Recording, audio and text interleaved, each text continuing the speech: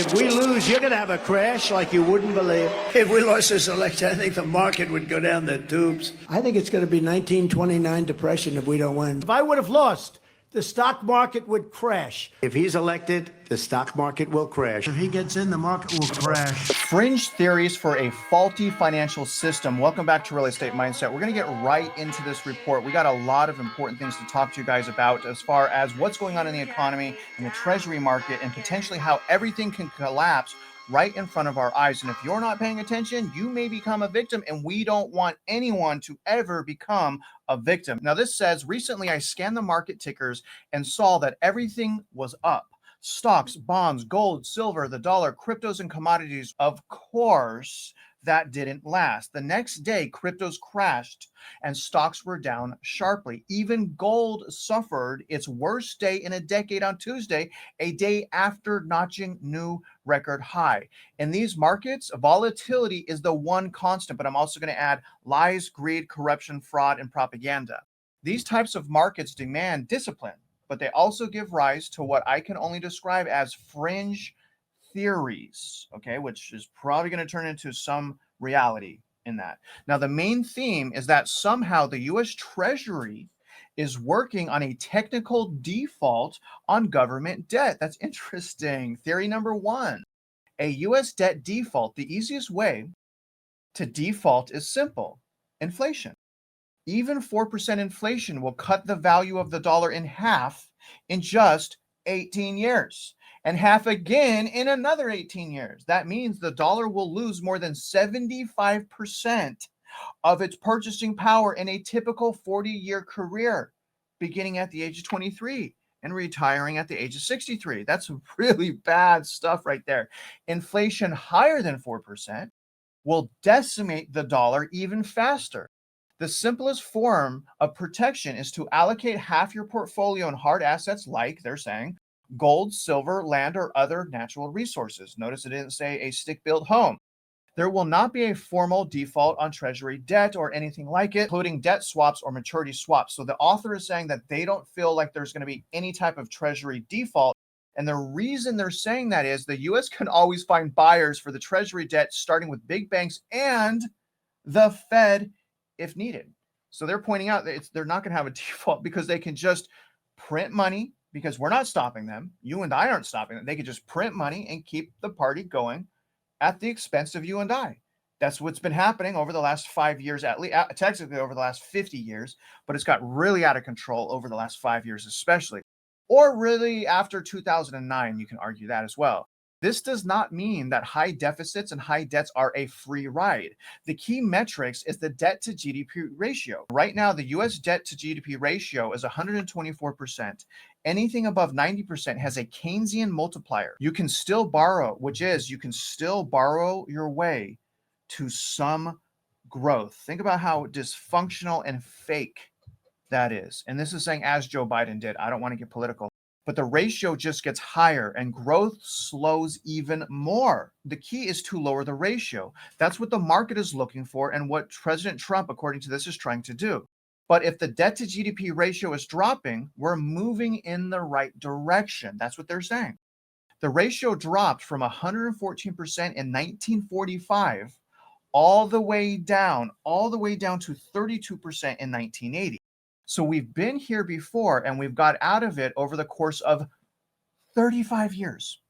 It's going to take even if they were honest with us right now and said to America, here's our plan, it's going to take decades. The mess is so big right now and it's bigger than the past. It's going to take decades because this isn't even talking about derivatives, shadow banking, non-banks, corporate unsecured debt bonds. It's not talking about any of that. It's not talking about the school districts, nothing. It's just simply talking about debt to GDP. This is mentioning back then, growth was 10 times higher. So the ratio dwindled. That's the key. What's impressive about the U.S. effort to lower the debt to GDP ratio between 1945 and 1980 was that it was bipartisan. Good luck finding that today. And it's mentioning you're not going to find that today. Back then you found it because both parties knew that inflation kills and robs and steals and is theft towards mom and pop. Now, theory number two, a dual debt system. This is interesting. Another theory floating around is that the U.S. will go into a dual debt system with a gold-backed dollar for domestic transactions and a pure paper dollar for foreign transactions. That's extremely, according to this, unlikely. They're saying dual systems don't work absent extreme capital, and here's the horrible word, controls. The reason is, and I hate this so much, arbitrage. It's just people shaving off the profits off the top. They should just outlaw arbitrage. Once you create any kind of dual system using the same currency and gold, hedge funds will drive the two types of dollars to parity and make the holders of paper dollars go broke in the process. That makes sense. Another side effect would be the Grisham's law, which says that bad money drives out good. As applied to this scheme, investors would hoard the gold dollars and dump the paper dollars at every opportunity. Sooner than later, no gold dollars would be found. Number 3, a global liquidity crisis. This is also extremely interesting because this is also going to go into what the true value of gold really is. No one really understands the dollar. People talk about the dollar being up and down or sideways, but my question to them is, compared to what? Compared to the yen, euro, everything is an absolute mess right now. So what the author is pointing out is he uses gold because it's money and it's not currency. Gold still plays an important role in the fate of the dollar. If we use gold as a way to measure the dollar, don't look at the dollar price per ounce. Instead, ask the weight of gold you get for $1. The answer is, and this is insane, okay, because remember, they removed gold-backed currency. So look at how fast the dollar was devalued when they removed that. So 1971, it was 0.028 ounces per $1. In 1980, it was 0.0012 ounces per dollar.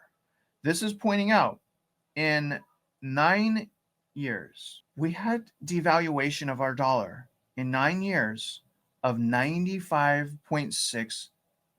It's happening today as well, but I don't know that it's happening that fast. A 95% devaluation, that was the real collapse of the dollar, but everyone missed it because they were looking at the yen, sterling, or other currency. If you had the same devaluation measured by weight of gold today, then gold would be over $94,000 an ounce. Again, that's your devaluation. It's not necessarily forecasting that price level, but history says we should not rule it out. Holy smokes, that's crazy. That said, the dollar compared to other currencies is strong and getting stronger. That's a global dollar shortage. To find it, don't look at central banks. Look at commercial euro dollar banks. And here's the issue, you guys, and Mitch just talks about this all the time. The Treasury monthly TIC reports show that foreign central banks are not dumping treasuries because those treasuries are collateral to make more debt. They wish they had more. Yes, they wish they had more. To the extent that they sell any or let them roll off automatically, it's because they're desperate for the cash to prop up their own currency or bail out their own banks. Treasuries are dollar dominated, but they are not dollars. You have to sell them to get dollars. Based on this global dollar shortage, we may be on the verge of a global liquidity crisis. The truth is, we don't have to search for fringe theories to see if there's something wrong with the financial system. The evidence is all around us, hiding in plain sight. Mitch, I don't even know what to talk about. That article was so good. We could literally do a video on each one of those categories: dual debt system, US debt default, gold, the value, according to them, supposed to be 94,000. Mitch, can you sum up all of the information we just went over, and can you articulate it in a way for mom and pop to understand what's, or not just right around the corner, but in some states and in some counties already here, which is a recession? Well, the recession is absolutely live. It's real. You're facing it. Everybody's facing it on a daily basis, especially if you go grocery shopping. People just simply can't afford their lifestyle. Money's not there. If you simply go back to the year 2000, we'd be able to track the debt level at the school districts starting to compound cumulative grow at the year 2000. So this has been on the go for decades. Compound cumulative fraud has been on the go for decades. We said several months ago that sometime during President Trump's term, he may be giving the exact same speech that Ronald Reagan gave, stating how bad the debt had become. So the article that Travis just went through is really good, except it's worse. So the US government has defaulted 6 times in its history. And I would argue that printing money is not just a hidden tax and a fraud, but is in fact the 7th default, which is happening now. They just printed under Biden's administration roughly 26 trillion. This is why you see the stock market doing what it's doing. It's contorted natural business laws that should be about 16 PE to 43 to 50. It's not sustainable. And what this really comes down to is having a legitimate set of books that are not based on fraud. This comes down to shrinking the governments, state and federal, by 80%. This comes down to wiping out the Federal Reserve and repealing all property taxes in favor of the uniform states sales tax. There are solutions. With those solutions will come bankruptcies of these government entities, i.e. the school districts.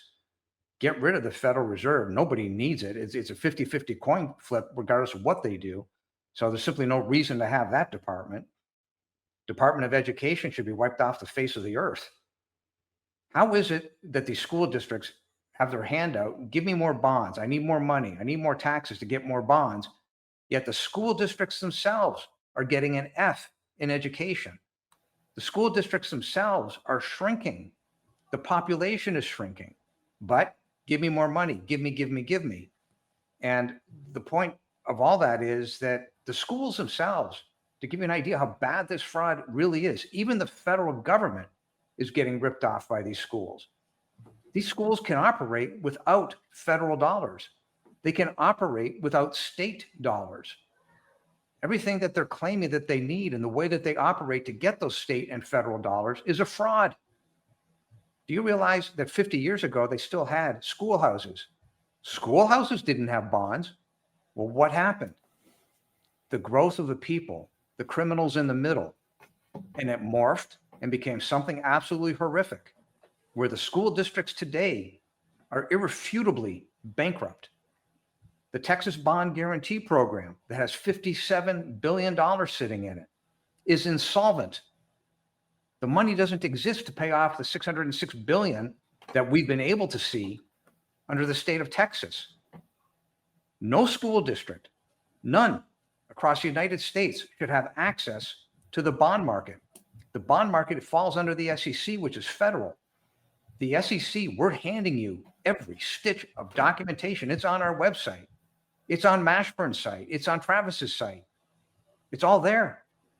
There's simply no reason why, under the power that the SEC has, that they don't march into these school districts and demand, turn over the documents.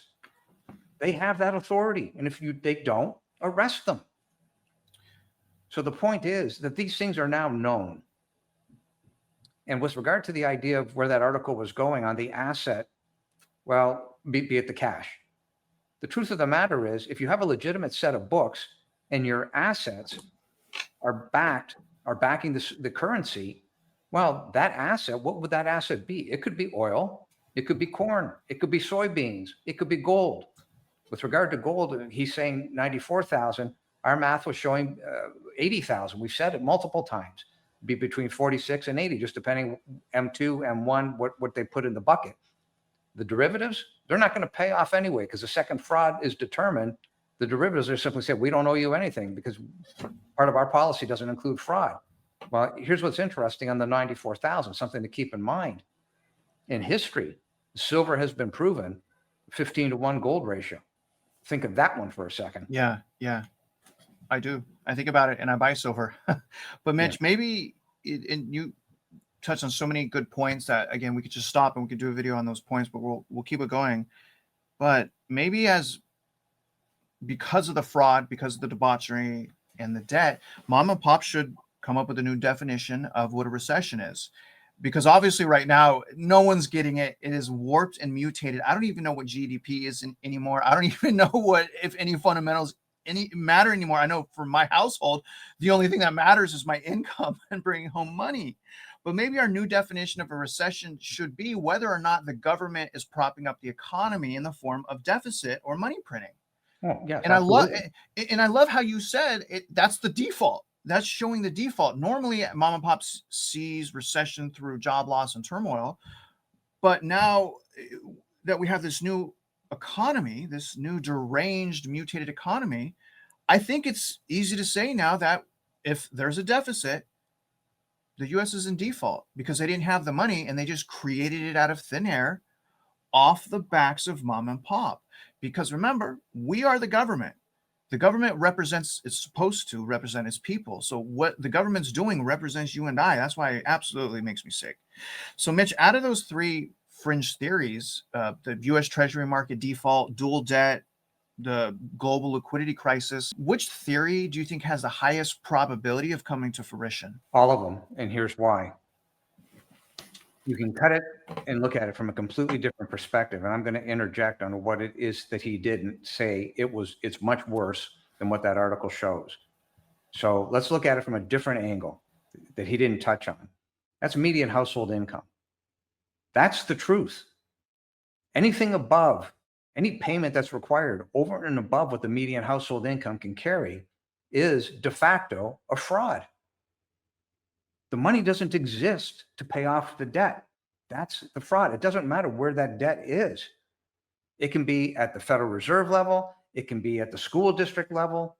If the median household income isn't there where people cannot afford their car insurance, their health insurance, their mortgage, their rent, their food, all of these things, if the median household income, that's why I keep saying nothing else matters.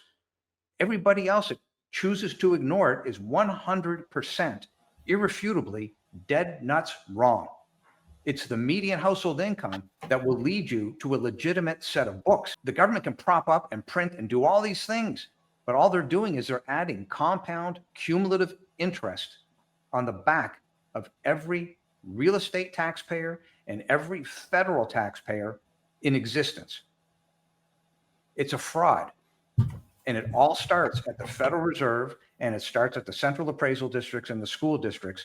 They are the world's largest purveyors of fraud. Those two entities need to be wiped out. The bonds that are associated with those two entities could be clawed back, a certain portion of them, with the idea of saving as much original principal as possible. But the idea that you made money off of this fraud, it's going to have to get clawed back, the same as had occurred with Bernie Madoff. There are solutions, but it all comes back to the median household income. That's the bogey. That's the target. Start there and say, that's the legitimate set of books. Everything else is a fraud. Well, I mean, it's a combination, right? And where I like to stay a lot, Mitch, is the mom and pop aspect of that. Yes, there's the fraud, there's the debauchery, there's the corruption, which it needs to be handled 100%. People need to go to jail. But I keep looking at the apathy aspect of this. I keep looking at that, and it frustrates me because I know the reality is with the component of citizens stepping up to hold these people accountable and to forcing that accountability and transparency, I know for sure we wouldn't be as far along in the debauchery as we are right now. If you spot someone, an official, the school district, wherever, you must hold them accountable. Between our websites, Mitch and I's websites, we have so many different criminal complaints that you guys can literally use as a template. If we continue to let them get away with these crimes, then they will continue to get away with these crimes. And that's what I wanted to tell you guys. We can't be the victim anymore here. We can't turn our backs to these crimes. We must step up and we must be as gentle as possible. And I know it's hard because some people are indoctrinated, but we must be as gentle as possible within our community, but as firm as possible against the government and the officials. And if we do that, things get better. But unfortunately, we're very, very, very divided right now. And it's absolutely awful. Now, I want to go on to the second segment of this video, which is going to go into how the U.S. Treasury is issuing a warning. And it's a warning because of the debauchery. Treasury Secretary warns U.S. won't be able to pay military by November 15th. And we just read an overwhelming amount of information that's saying and showing and proving that the government just prints money. Do you guys understand the debauchery here? Right? Like the very people that protect our country, you're going to use them as a pawn in your negotiation tactics. The Treasury Secretary said that active military service members may miss their paychecks by November 15th if the government shutdown persists, while suggesting that it's not certain that all of them will be paid at the start of November. The shutdown, which was initiated on August 1st, has furloughed around 750,000 federal workers. Troops, however, have been paid by the Trump administration during the funding lapse after money was shifted. A private donor actually sent $130 million. I have a hard time stepping back and looking at the fact that the government has given the banks and CEOs billions of our dollars behind our backs. And yet they want to play games with feeding Americans. They're making the banks rich, and they're using people in poverty as pawns. They also demand the reversal of provisions that the one big beautiful bill that exclude asylum seekers, refugees, and those on the certain visas from qualifying from Affordable Care Act coverage starting in 2027. Other than military pay, the U.S. Department of Agriculture, or USDA, and states have warned that the shutdown could imperil the Supplemental Nutritional Assistance Program food stamps by November 1st. Bottom line, the well has run dry. The true cost of inflation is life, liberty, and the pursuit of happiness. The true cost of inflation is no more mom and pops, no more small businesses, no more community that you and I as mom and pop can even support, because it's becoming a situation now where the only support that can be given to these communities for them not to crash and burn is from the government, because they have the only ability, other than the schools and bonds, to print money out of thin air. So we're now in a situation, literally almost every city, local debt is out of control. Almost every city is bankrupt, meaning the only way that they become unbankrupt is a wind down of the bond debt, deflation, and or government intervention. So Mitch, what do you really think the most likely outcome is going to be? Money printing, some maybe 10 trillion is going to be the next print, bailout, 10 trillion. Or do you think that just maybe the government is going to sit back a little bit, allow things to collapse, allow things to deflate, maybe do a little bit of quantitative easing here and there, but they will allow deflation. They will allow mom and pop a little bit more affordability. What do you think is the highest probability here, Mitch? What are they going to do? Over and above the problems that Travis just outlined, in addition to those problems, think of it this way. The apathy of mom and pop is going to come home to roost, and it's going to be reflective on this government shutdown issue come Thanksgiving, when there's not enough air traffic controllers in order to handle all mom and pops going through the airport because of the government shutdown. And part of the problem here, which is why many of these legislators need to be replaced, is party above people. When they toe the party line to the point that it hurts mom and pop, that's why you end up in problems like the War of 1776. It's a wave. History is a wave. Defaults, financial defaults by the US government comes in waves. It's happened 6 times. These waves always have the same nexus, which is failures on behalf of the governments. The apathy of the public not getting involved leads to these failures. When the governments think that it's party before the people, that's the equivalent of the failure. Capitalism is the only answer. None of this other stuff that's being preached is sensical, logical. It leads to the fraud in and of itself. That's why we are where we are. You need capitalism, and you need a set of legitimate books. And the set of legitimate books is created around the median household income. And as I said, anything past that is the fraud. So mom and pop have no choice. It's a binary decision, but to get involved. Get involved with your legislators, your school districts, your central appraisal districts. Hammer on the boards. Tell them straight to their face, we're going to replace you. You either do as you're told or you will be fired.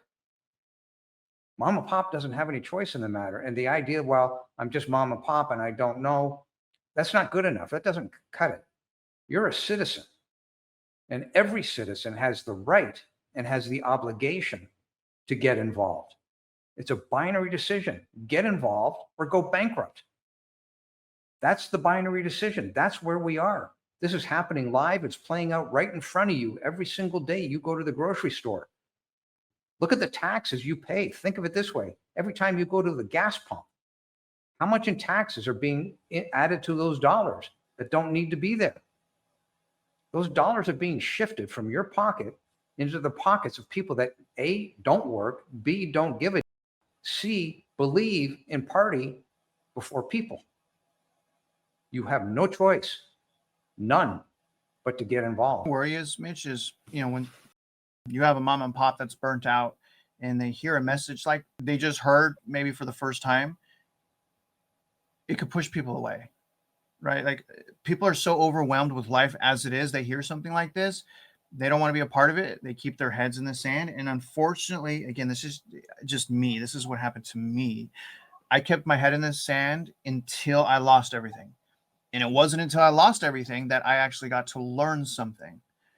And I fear, Mitch, that that same pattern is going to happen this time around, but even worse. When I compare how I was raised and the opportunities that I had outside of high school, it's nowhere near what these kids, the lack of opportunity that these kids have now. I mean, this is more than a financial problem at this point. This is a societal problem. This is a community problem.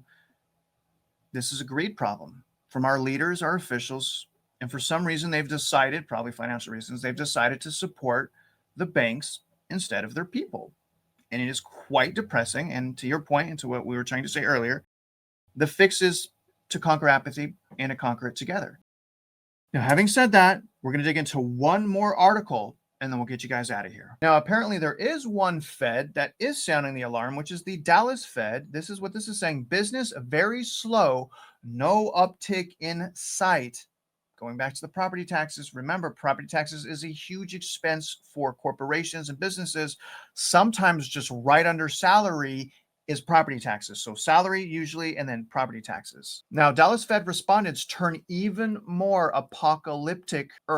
As we detailed in the late September, President Donald Trump plans to bring down oil prices, was hammering sentiment in the Dallas Fed region with apocalyptic comments from respondents. I may have to close the company. Orders have stopped coming in, and we do not know why. Here, the one silver lining in the report was both input and output prices are falling, but not falling enough. Texas manufacturing, this is the Texas Manufacturing Outlook Survey. When we look at the Texas Manufacturing Outlook Survey for prices received for finished goods, you can also see that downward trajectory right there. It's the comments from respondents that most noteworthy in that they just got more apocalyptic. Suffice it to say that the locals are hardly delighted with either tariffs, high interest rates, falling demand, or general economic malice, which is to be expected from a regional Fed that is largely dependent on the U.S. energy industry, which in turn has been crippled by Trump's demands to keep oil prices as low as possible, if not lower, and has hammered the U.S. oil and EP industry. And I'm in Texas, so as Mitch, I could tell you I have friends in the oil industry. But this is going to conclude. So with President Donald Trump doing everything in his power to bring down the price of oil, it appears that locals can't take it anymore. Mitch, can we just end this video out here with anything you want to touch on the article that I just read, but can you also share what are your final thoughts about everything that we just went over? I understand the nature of President Trump and what he's trying to do by bringing energy costs down. He's right. You need to bring that down because it touches the lives of every American as well as every citizen on the planet. When energy costs are lower, people have more money in their pocket. So that's called increasing top line revenue. That's what the Trump administration is attempting to do. However, given where we are with the Central Appraisal District and School District bond fraud. I don't know what this administration knows or doesn't know. The odds of them not knowing what's going on are very low. We know that the SEC knows. We know that the DOJ knows, both state and federal. We know that there are things happening. It's good to increase top line revenue. It's bad to ignore mom and pop because you're ignoring where the power of the US economy really lies. That's with the 42 million people that are going to go bankrupt or lose the roof over their head. You have to be doing both things simultaneously and squeezing towards the middle. You've got to get the fraud out of the system. If you want top line revenue to grow, you have to take the fraud out of the system. If you want to help mom and pop, all the property owners, and in fact, all the citizens, because everybody, like I said, you've got 7 elements of real estate tax in your cappuccino in the morning. You have got to work both sides simultaneously. And from what I see, and we have emails coming in by the hour across the United States, mom and pop are getting zero help from the courts, from the CADs, from the school districts, from the state governments, from the federal governments. They're all pointing the finger at each other, saying, well, it's their fault. The courts are literally pointing the finger and saying, well, it's the legislator's fault. You've got to have a legislative solution.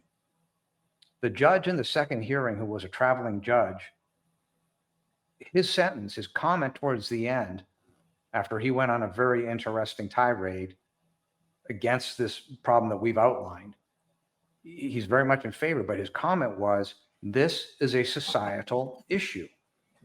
And that comment is brilliant because that encapsulates what's going on here.